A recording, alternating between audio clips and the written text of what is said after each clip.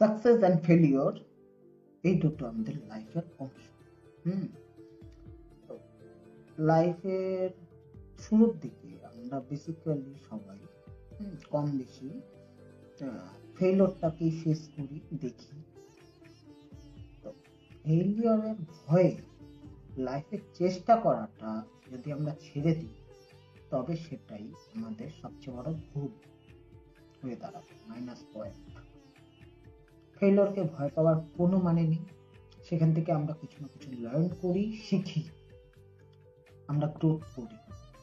তো all time নিজের চেষ্টাটা চালিয়ে যাও, 100% পুট করে যাও নিজের ডিজায়ারের প্রতি, প্যাশনের প্রতি।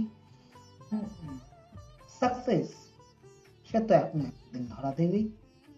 এটাই লাইফের প্যাটার্ন। লেগে থাকে।